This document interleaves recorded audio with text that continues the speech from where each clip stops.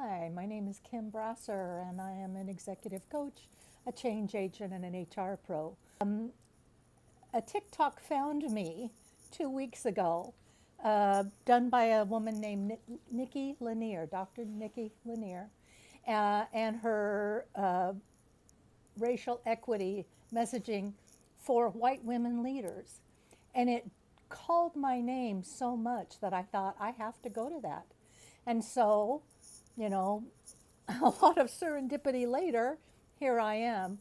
We just finished a morning session that is powerful and empowering, and has it's like, for me it's like the last click in a combination lock that's going to open what I knew needed to happen in 2020, but in the shutdown and in the loneliness and in the pandemic, I tried to carry a message and hope and healing in this arena, multiple times and multiple ways, tried a lot of different things to make a safe place for women to talk about deeper things through social media. And it never clicked, because women in the same room at the same time, with the ability to express, are magical. And stuff happens, and it is high touch, low tech when first order change, tectonic shifts need to occur. And that's what needs to occur in order for racial equity to be a given and not an impossible task. And it's not just black and brown women, it's white women. And it's okay to say that too. So we are embarking on a movement and a motivation and some awareness that hasn't existed. But part of what I did in my last rendition of how am I going to carry a message to the world was, my husband and I started Life by Design, a publishing company. We began writing legacy letters. And one of my legacy letters was to publish a book of blog posts from the last 6 years, because my life has been transitioning for 6 years from, a married woman with close local family in Spokane, Washington, to an unmarried and then remarried woman later in life, in New England. And so as I put together the book of blog posts from the last 6 years, I came across this one from August 2020.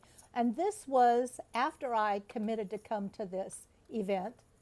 And this was done the summer that George Floyd video surfaced.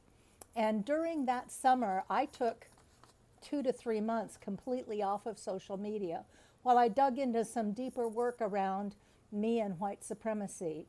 And like-minded women of a particular age in a particular stage of life, were trying to find a way that we could make a difference and use our experience and our passion and our intellect and our hands without being in the front line of a multi-million person march or protest, because we're kind of over that part, but we have other ways to contribute, but did not know how. I think we found the how. So this blog post that I wrote is in my book, which will be available at onevoiceevolving.com as soon as I get that website up. And it was something that I had launched in 2019 just to help people find their voice. But this one I did August 2020, and I'm going to read it to you. I've picked my side. I have been on a steep learning curve the past 2 months. My guiding prayer has always been to let my heart break for the things that break the heart of God. Theism in humanity, now remember this is after George Floyd, and I'm telling you, the thing about seeing the video and it's speaking to my mother's heart, but then having the bandwidth where I couldn't be out doing the work or doing a seminar or life as usual, being housebound, gave me the time to think and feel and heal from a lifetime of cultural conditioning. You know, we think that racial equity only hurts black and brown people, but the truth is it hurts us. It hurts us all, because what hurts one of us hurts all of us. And the second that a white woman understands how it hurts her, she's empowered to go make a difference. And that is the calling always. So this inhumanity cannot stand. The change begins with me and millions of women globally like me, regardless of color. We are successful, intelligent, articulate, compassionate, and fucking fed up. And if you don't like the F word, you probably won't like me, so you can just pass the TikTok now. There is no excuse for this. We are all God's children, and it defies all that is holy to stand by in comfortable silence. This irreverence cannot stand. Jesus said to pick a side. Paraphrase of Revelations 3:15 and 16. For my Christian friends, WWJD, what would Jesus do is about compassion and justice, not nationalism and fearful arrogance. This is my line in the sand. Get in, get well, or get out. You were born for this. You are ready for this. You are equipped for this.